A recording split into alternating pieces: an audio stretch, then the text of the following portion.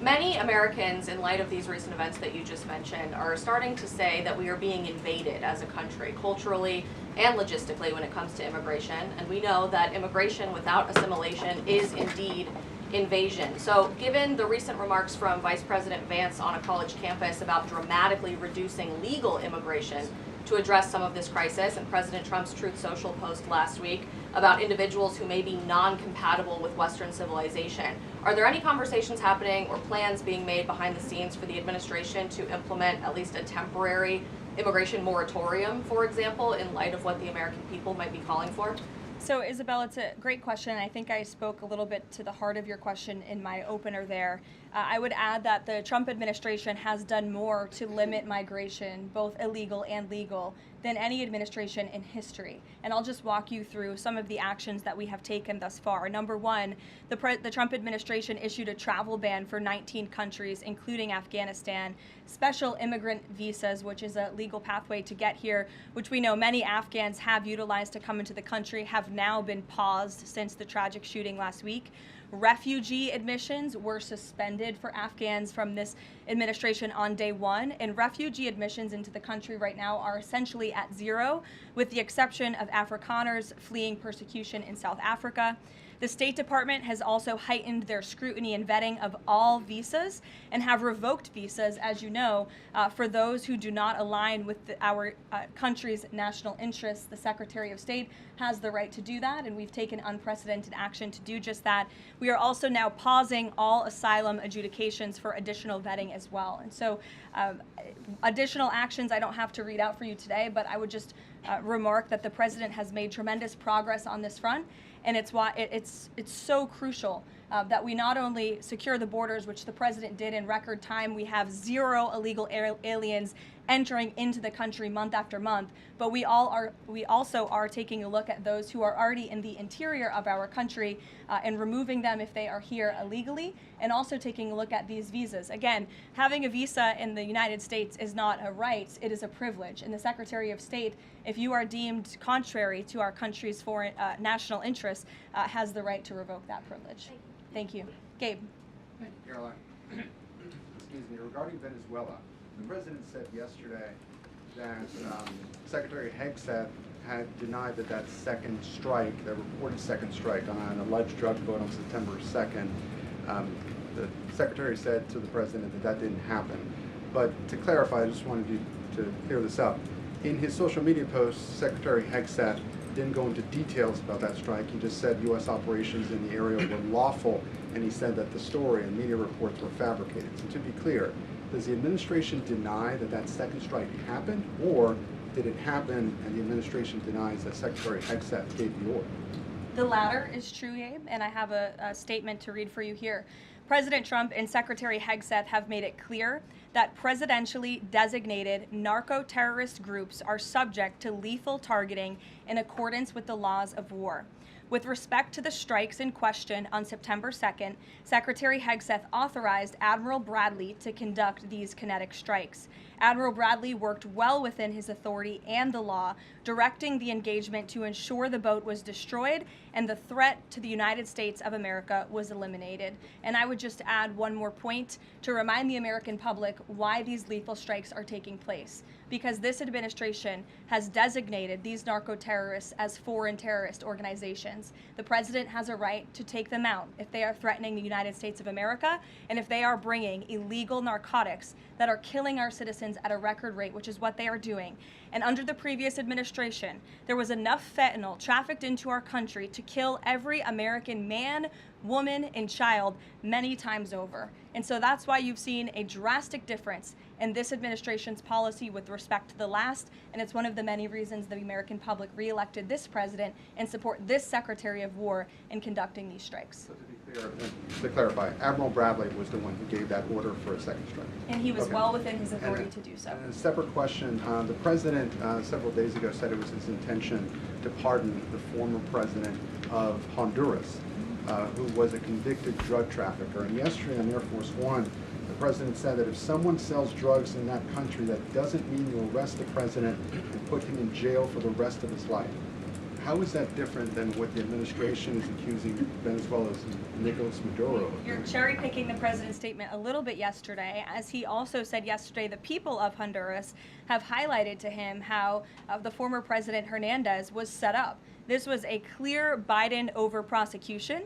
He was the president of this country. He was in the opposition party. He was opposed to the values of the previous administration, and they charged him because he was president of Honduras. There were some other egregious facts that came out during this trial, and I would encourage you to report on them. His court-appointed lawyer was only given 3 weeks to prepare for trial.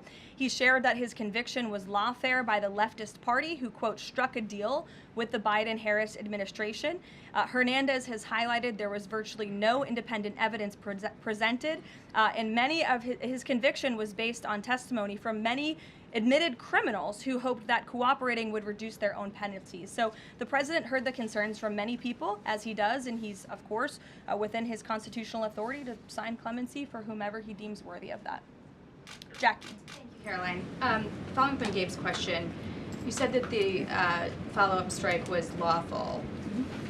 What law is it that allows no survivors? The strike conducted on September 2nd was conducted in self-defense to protect Americans in vital United States interests. The strike was conducted in international waters and in accordance with the law of armed conflict. And then on this pardon for the Honduran president, does it at all undercut the administration's messaging while you have these congressional Republicans defending the strikes on the narco-terrorists and then a pardon for a convicted drug trafficker? Does that make it more difficult for your members to defend your administration's policy?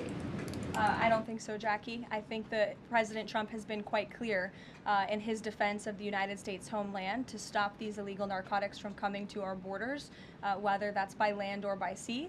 And he's also made it quite clear that he wants to correct the wrongs of the weaponized Justice Department under the previous administration. And Ouija, I'll call on you because I think we're wearing matching blazers today. I was going to Great compliment minds. yours. Thank you, Caroline. Sure. So just to be clear, to clarify on Jackie and Gabe, did Admiral Bradley order that second strike because there were still survivors after the initial strike? Again, as I read for you, Admiral Bradley worked well within his authority in the law. He directed the engagement to ensure the boat was destroyed and the threat of narco-terrorists to the United States was completely eliminated. So was the initial order from Secretary Hegseth, everyone be killed, and did that come from President Trump? I saw that quoted in a Washington Post story. I would reject that the Secretary of War ever said that. However, the president has made it quite clear that if narco-terrorists, again, are trafficking illegal drugs towards the United States, he has the authority to kill them. And that's what this administration is doing. And can I Danny? follow up on the MRI? Because President Trump Sure. yesterday said that he would release the results of his MRI. Is that happening right now? It is happening right now. As part of, and this is a summary from the president's physician, and we will release it right now. I think my team has it teed up for all of you. I'll read it for you, and then you'll get it physically as well. As part of President Trump's comprehensive executive physical, advanced imaging was performed because men in his age group benefit from a thorough evaluation of cardiovascular and abdominal health. The purpose of this imaging is preventative, to identify any issues early, confirm overall health, and ensure the president maintains long-term vitality and function. President Trump's cardiovascular imaging was perfectly normal. No evidence of arterial narrowing impairing blood flow or abnormalities in the heart or major vessels. The heart chambers are normal in size, the vessel walls appear smooth and healthy, and there are no signs of inflammation or clotting. Overall, his cardiovascular system shows excellent health. His abdominal imaging is also perfectly normal. All major organs appear very healthy and well perfused. Everything evaluated is functioning within normal limits with no acute or chronic concerns. In summary, this level of detailed assessment is standard for an executive physical at President Trump's age and confirms that he remains in excellent overall health. Again, we will provide that to you. I think that's quite a bit of detail, and in the effort of transparency, the president promised it last night, and we have delivered today. So there you go. Danny. Thanks, Caroline. Just going back to Venezuela, can you confirm that President Trump is going to be hosting a meeting of his national security team in the Oval Office today on Venezuela? And what are they going to discuss? Are they hoping to reach a kind of final decision on that? Out of the effort of transparency, I will confirm that the President will be meeting with his national security team on this subject and on many matters. He meets with his national security team quite often. He's the commander-in-chief. It's part of his responsibility to ensure that peace is ongoing throughout the world. I'm definitely not going to detail the specifics of a meeting between the President and his national security team that's taking place in the Oval Office, but I'm happy to confirm that meeting is taking place for you. Can you tell us, what's the position on whether US troops on the ground is a possibility there? I know you've answered that before, but what's the current operative In status? Venezuela? I think my previous answer stands. There's many options at the President's disposal that are on the table, and I'll let him speak on those. Ed. Thanks, Caroline. The U.S. announced a trade framework deal with the United Kingdom on pharmaceuticals, where they will pay 25% more, and the savings theoretically will go back to American consumers. What guarantees are in that savings will in fact go back to the American consumer and not be sucked up by the company? I'm going to be honest with you, Ed. I'll get you the answer to that question after the briefing. So the American Rescue Plan, Sure. funded a number of universal income. Kush will get you that answer, right, Kush? My trade guy over here. The American Rescue Plan funded a number of universal basic income programs. Now Cook County, Illinois is extending that program into 2026 with $7.5 million of taxpayer money. What does the White House think about that? I'll also get you an answer on that after the briefing. Ed. It's over to. Go ahead. Sure. And then in the interest of transparency, does the White House support releasing the Department of Defense's video of those September 2nd strikes on those military boats? And also, separate topic on presidential pardon power. Why did the president commute the sentence of David Gentile recently? He was a private equity executive. He served 12 days out of a 7-year sentence. Prosecutors said he defrauded $1.6 billion with thousands of victims, including veterans, farmers, teachers. Why was he pardoned? To your first question, that's definitely not a decision for me to make. I would defer you to the Department of War. It's also probably a decision for the President himself to make. As for your second question with respect to that pardon, he issued a commutation for Mr. Gentile, who's the former CEO and co-founder of GBP Capital Holdings. Unlike similar companies, GBP paid regular annualized distributions to its investors. In 2015, GBP disclosed to investors the possibility of using investor capital to pay some of these distributions rather than funding them from current operations. Even though this was disclosed to investors, the Biden Department of Justice claimed it was a Ponzi scheme. This claim was profoundly undercut by the fact that GBP had explicitly told investors what would happen. At trial, the government was unable to tie any supposedly fraudulent representations to Mr. Gentile. In short, again, this is another example that has been brought to the President's attention of a weaponization of justice from the previous administration, and therefore he signed this commutation. Statements, though, say that these people were defrauded. I just read you a very detailed summary of why the commutation was made. Sure. In the middle with the red tie. Thank you, Caroline. Okay, Andrew, go ahead, and then you. In wake of Congresswoman Marjorie Taylor Go ahead Greene's after. early resignation, reports last week indicated that other House Republicans might consider doing the same. Does the President have any concerns in light of those reports about other House Republicans potentially leaving early, as well as the other announced retirements that we saw in the last couple of days? Look, I think the President maintains very good relationships with the vast majority, maybe with the exception of one or two. I think many in this room know who I'm referring to. Very good relationships with members of Capitol Hill within the Republican Party. And the President clearly is the unequivocal leader of the Republican Party. I think it was a recent CNN poll that actually showed that more than 90% of Republicans continue to support President Trump as the leader. So he maintains very good relations, as does his entire team here at the White House. And of course, we have a very slim margin in the House, and the President wants that to continue. Andrew, go ahead.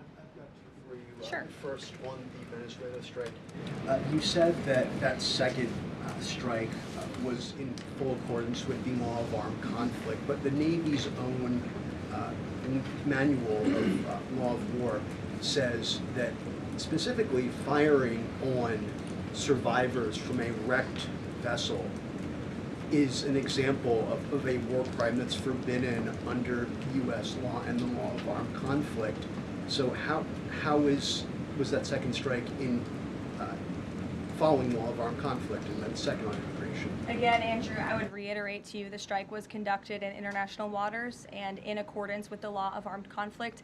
And since somebody asked about Congress, and it's sort of related to Venezuela, I also want to add that Secretary Hegseth spoke with members of Congress who may have expressed some concerns over the weekend. And there have also been 13 bipartisan briefings to Congress on the Venezuelan strikes. There have been a number of document reviews for members of Congress to review the classified DOJ Office of Legal Counsel opinion and other related documents. 29 senators and 92 representatives have reviewed those documents, which is about 2/3 of those are Democrat members, and they have been made available to all 100 senators, all 435 members of the House, and to general counsels of the relevant committees on a bipartisan basis for their review.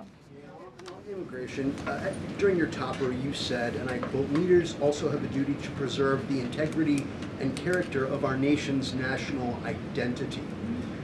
Can you explain what you mean by our nation's national identity and integrity and character, and how would refugees, people coming from war-torn places who are seeking a safe haven in America, like many of our forebears in this room, not add to our nation's integrity and character of our national identity? I'll tell you what does not add to our nation's character and integrity is refugees who come here under the alleged plight of asylum and fleeing persecution, and then come to the United States to abuse our system and rip off American taxpayers. And as I pointed out, the New York Times, to their credit, it was about 6 months too late, but they did write about how Somali immigrants in Minnesota have been ripping off American taxpayers. In fact, 86 people have been charged in a rampant and widespread fraud scheme spanning multiple programs in Minnesota.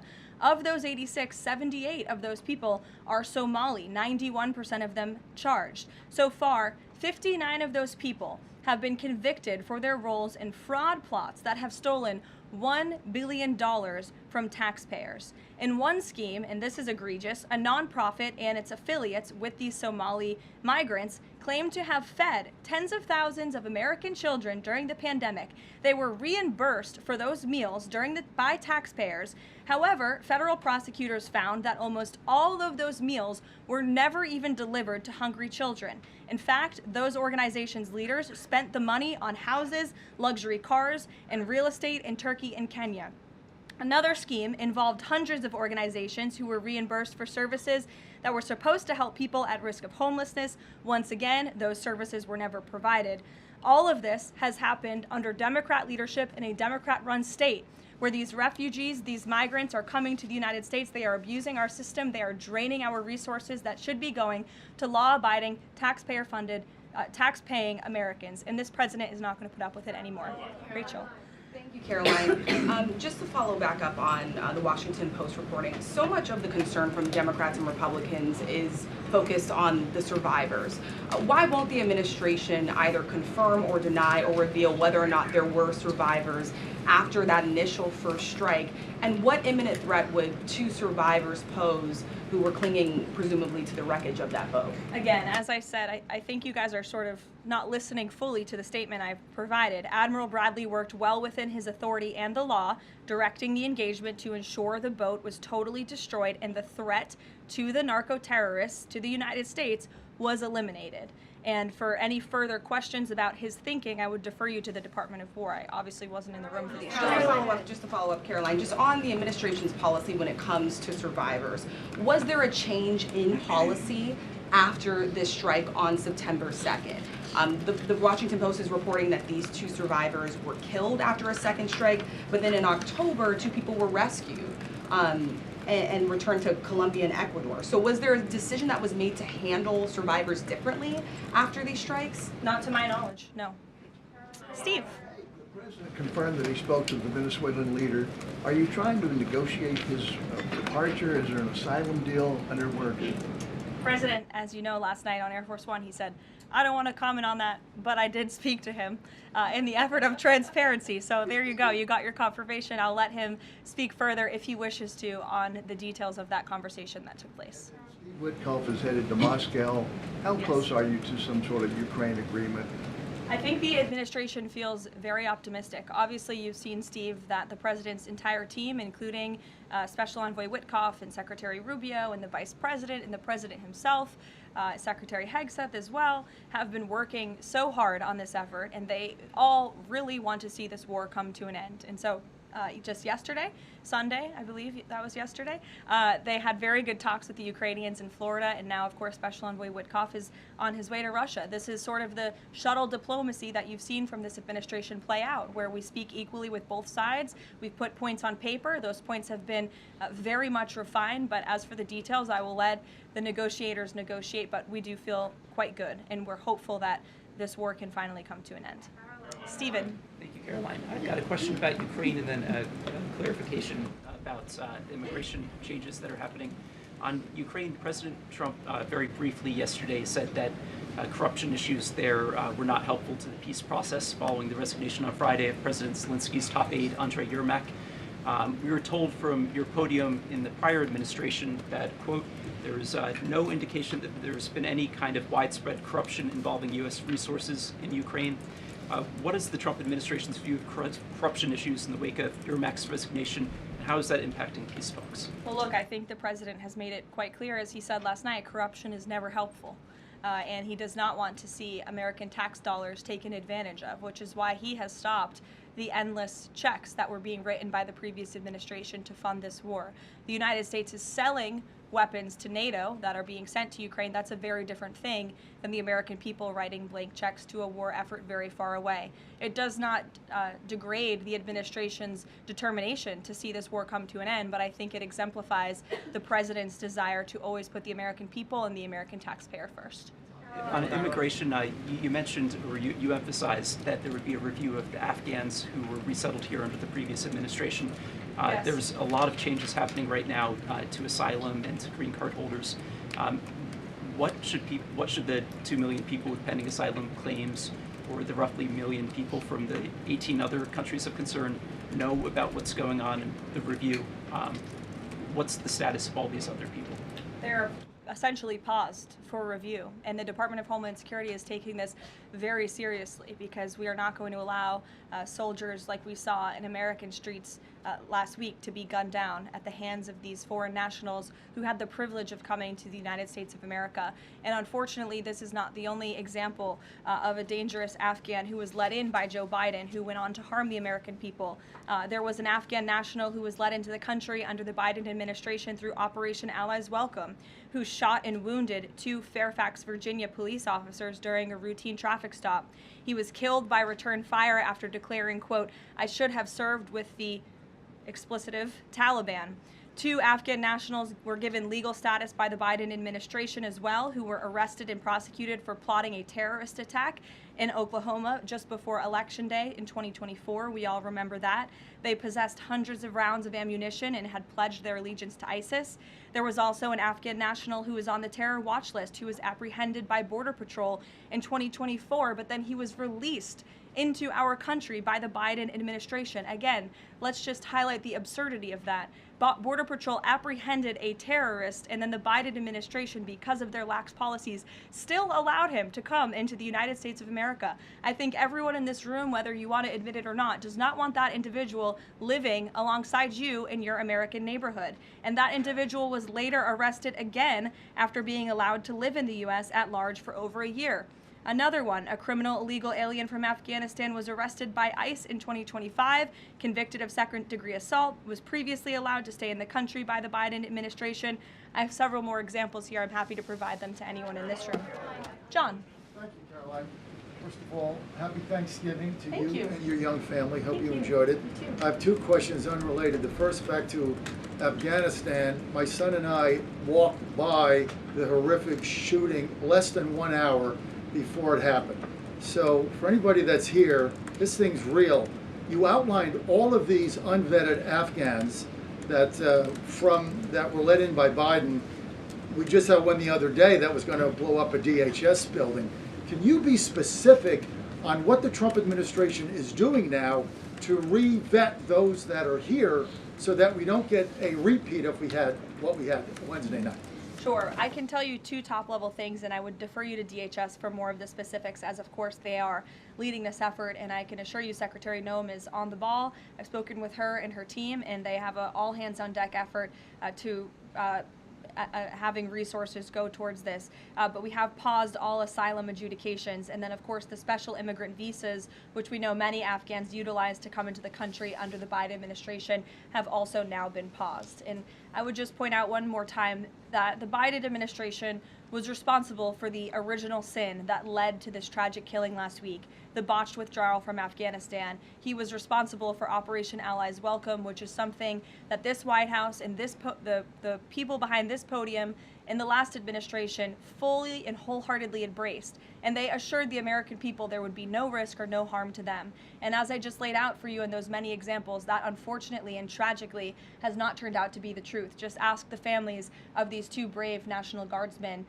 one who is no longer with us and one who continues to fight for his life. So I know the President is wholeheartedly focused on this effort, and I think unfortunately these events do remind us why it's so important that the President's mass deportation operation continues. With that, follow up. The White House today launched a new fake news portal, which I found interesting. What is your objective with that, ultimately? And are you going to name the news networks, and are you also going to name some of the correspondents, some which may be here today? Yes, we are. I'm glad you noticed. Much to the dismay of some of your colleagues in the room, John. And I think it goes to our original promise on day one to hold the media accountable, because unfortunately, and we deal with this all day, every day around here, there are so many fake stories that are unfortunately written that have inaccurate characterizations of meetings that took place, and it's all based on anonymous sourcing.